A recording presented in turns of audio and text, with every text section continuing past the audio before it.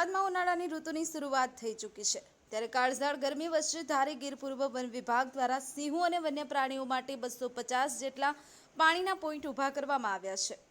ગીરના સાવજો માટે વન વિભાગ સજ્જ બન્યું છે. ધારી ગીર પૂર્વના વન વિભાગ દ્વારા સિંહો અને વન્ય પ્રાણીઓ માટે ખાસ વ્યવસ્થા કરવામાં આવી છે. ડિવિઝન હેઠળ આવતી 8 રેન્જમાં 250 જેટલા પાણીના પોઈન્ટ ઊભા કરવામાં આવ્યા છે અને સિંહોને ઉનાળાની ઋતુમાં કાળઝાળ ગરમી વચ્ચે પીવાના પાણીની અછત ના રહે તે વન વિભાગ ખડે પગે રહ્યું છે અને 8 રેન્જમાં બેટગાર્ડને પાણી ભરવાની જવાબદારી સોંપવામાં આવી છે. ધારી ગીર વન વિભાગ સિંહો અને વન્ય પ્રાણીઓના સંરક્ષણ અને સંવર્ધન બાબતમાં કટિબદ્ધ રહ્યું છે.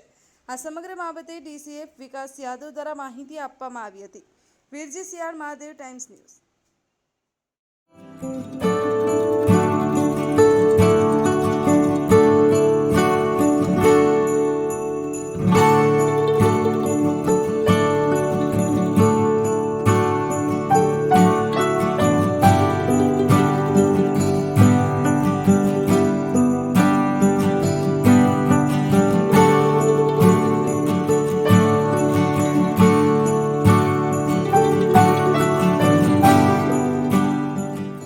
નમસ્કાર, મારું નામ વિકાસ યાદવ છે. હું ગીર પૂર્વ વન વિભાગમાં નાયબ વન સંરક્ષક તરીકે ફરજ બજાવું છું અને જેમાં બધાને ખબર છે કે હવે ઉનાળાનો સિઝન ચાલુ થઈ ગયો છે અને આપણી જો તપોભૂમિ છે સૌરાષ્ટ્રની અને જો સાવજની ભૂમિ છે, અહીંયા કોઈ પણ પાણીની પ્રોબ્લેમ કે મુશ્કેલી કે અછત નહીં સર્જાય, આ વસ્તુને ધ્યાનમાં રાખીને ગીર પૂર્વ વન વિભાગ દ્વારા ઘણા બધા પાણીના પોઈન્ટ મેન્ટેન પણ કરવામાં આવી રહ્યા છે, નવા પોઈન્ટ ઊભા પણ કરવામાં આવી રહ્યા છે. ગીર પૂર્વ વન વિભાગમાં 250 આજુબાજુ પાણીના પોઈન્ટ અત્યારે ચાલુ છે.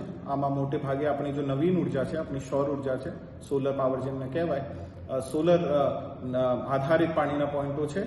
એમને હારે હારે આપણે પવનચક્કી દ્વારા સંચાલિત પોઈન્ટો પણ છે અને અમુક વિસ્તારો જો દુર્ગમ છે, અહીંયા ટેન્કર દ્વારા પાણી પણ ભરવામાં આવી રહ્યું છે. અને ગીર પૂર્વ વન વિભાગ ફક્ત અને ફક્ત આપણું જો હાવજ છે અને મોટો પ્રાણીઓ છે એમના માટે ચિંતિત નહીં છે, પણ આપણે જો નાના જીવડા કહેવાય અને આપણી જો પરાગનયનની આપણી જો એક પદ્ધતિ હોય છે ઇકોસિસ્ટમમાં, આ સારી રીતે ચાલતી રહે એમના માટે પાણીના કોથળા પણ નાખવામાં આવી રહ્યા છે અને ઘણી બધી ભૂમિ ભેજની કામગીરી, સોઇલ એન્ડ મોઇશ્ચર કન્ઝર્વેશનના વર્ક્સ પણ ગીર પૂર્વ વન વિભાગ દ્વારા કરવામાં આવી રહ્યા છે. ધન્યવાદ.